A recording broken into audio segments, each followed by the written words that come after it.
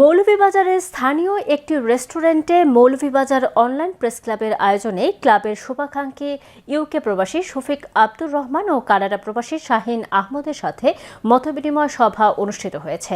বিস্তারিত জানাচ্ছেন আমাদের মৌলভীবাজারের head of news Khaled Chowdhury. ক্যামেরায় ছিলেন অশ্বিনী সিনহা।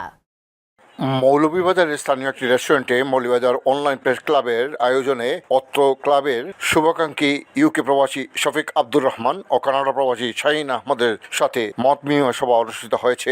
উক্ত সভায় মৌলভীবাজার অনলাইন প্রেস ক্লাবের সাধারণ সম্পাদক মোশাহিদ আহমদের সঞ্চালনায় সভাপতিত্ব করেন অত্র ক্লাবের সভাপতি খালেদ চৌধুরী।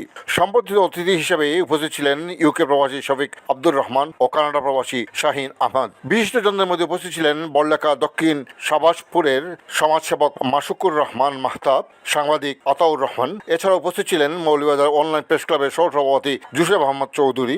সদস্যবৃন্দের মধ্যে উপস্থিত ছিলেন পিন্টু দেবনাথ, চিনুরঞ্জন তালুকদার, এস.এম. ফজলু, আব্দুল বাসিদ, তাওহিদ ইসলাম সহ অন্যান্যরা।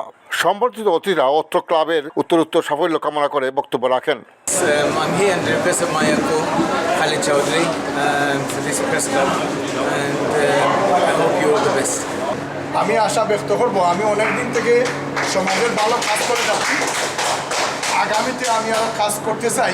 মৌলভীবাজার অনলাইন প্রেস ক্লাবের একযোগ পূর্তি উপলক্ষে মত বিনিময় সভায় ক্লাবের নেতৃবৃন্দ ও সদস্যরা আমন্ত্রিত অতিথিদেরকে ধন্যবাদ জ্ঞাপন করে বক্তব্য রাখেন। সাংবাদিকদের যেহেতু আপনারা সমাজসেবা করে থাকেন লেখনের মাধ্যমে, মিডিয়ার মাধ্যমে, সেহেতু এইসব মানুষের সাথে আপনাদের পরিচয় হওয়া দরকার।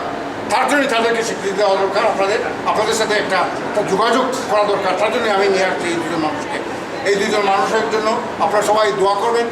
শফিক আব্দুর রহমান ভাই এবং শাহিন ভাই যাতে দীর্ঘ সুস্থতা সহ তারা প্রবাস এবং দেশে বসবাস করতে পারে এই দোয়া কামনা করে আমার এই দুই ভাই প্রতি আমি আবারও আমার অন্তরের অন্তঃস্থল থেকে মোবারকবাদ জানাই। আমি এই জোরে পড়া মানুষকে সহযোগিতা করেন, তাদের দীর্ঘায়ু কামনা করছি, সুস্বাস্থ্য কামনা করছি।